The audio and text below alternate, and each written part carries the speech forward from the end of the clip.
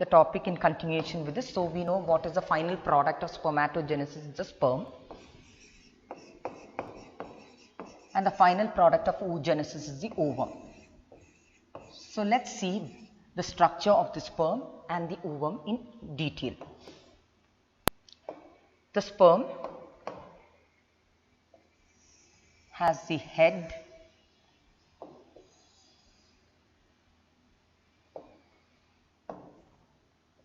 neck, slight constriction, middle piece, and the tail, which is tapering into the flagellum. So once again, the parts of a sperm: head, neck, middle piece, and the tail.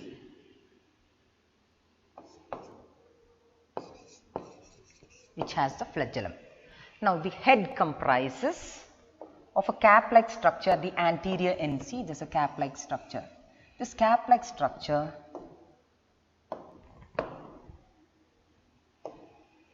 is called acrosome.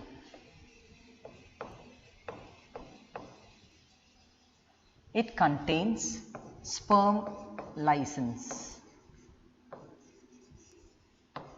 That is, it is an enzyme that helps in digesting the layers surrounding the egg. So the sperms can penetrate through the layers of the egg and enter the cytoplasm. So that is a cap-like structure at the anterior end of the head. Then there is an elongated haploid nucleus. We know the chromosome number because the result of meiosis is just haploid. So I will just indicate N. This is the nucleus. Now, in the middle piece, there is a mitochondria, which is wrapping the middle piece helically, like an helical investment. This is the mitochondria. The mitochondria, as we know, the powerhouse of a cell, it provides energy for the movement of the sperm. The sperm is mobile or very motile because of the mitochondria, the energy produced by the mitochondria. And then we have the tail, ending with the flagellum. We have learnt in 11th standard the cytoskeletal structures of the flagellum. So these are the structures of a basic sperm. So once again, briefly, this is the main parts. It is divided into head, neck, middle piece, and tail. The head comprises two very important organs at the organelles. At the anterior end is a cap-like structure called the acrosome, which contains sperm license. The function of the sperm license is to digest the layers surrounding the egg so that the sperm can make its way into the cytoplasm of the egg. Then we have an elongated haploid nucleus. Then the middle piece, there is a helical investment of mitochondria. The function of the mitochondria is to provide energy to the mobility of the sperm, and it tapers, the body tapers into a tail which is having a flagellum which helps in its mobility. Now the sperm is a cell, so definitely the outline which I have indicated in pink color is the plasma membrane. So the sperm is surrounded by plasma membrane. Next we are going to see the structure of an egg or ovum.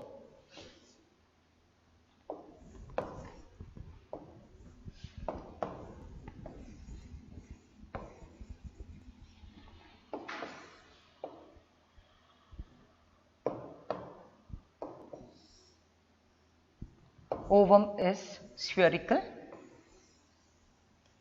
That is also a cell. So definitely this surrounding layer in white which is shown is the plasma membrane. Immediately after the plasma membrane is another layer called Zona Pellucida, and there is a gap between. I am going to highlight the gap between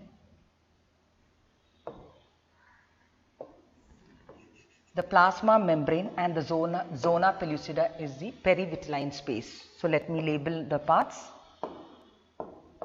We have, this is the plasma membrane. So Being a cell, it is surrounded by plasma membrane. Then the next layer is Zona Pellucida.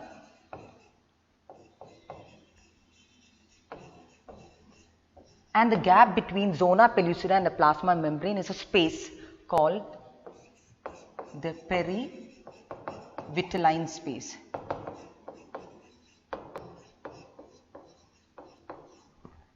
Then, Zona Pellucida is surrounded by loosely packed cells called cells of corona radiata. They are loosely packed.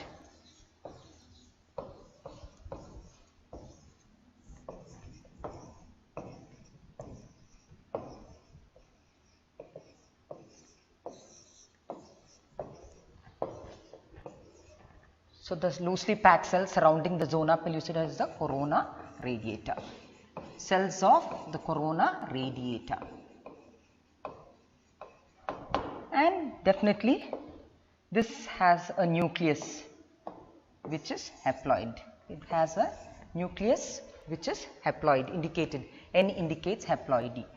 So, and this is the cytoplasm. So, once again a brief outline of the egg. The egg is spherical and large, immotile.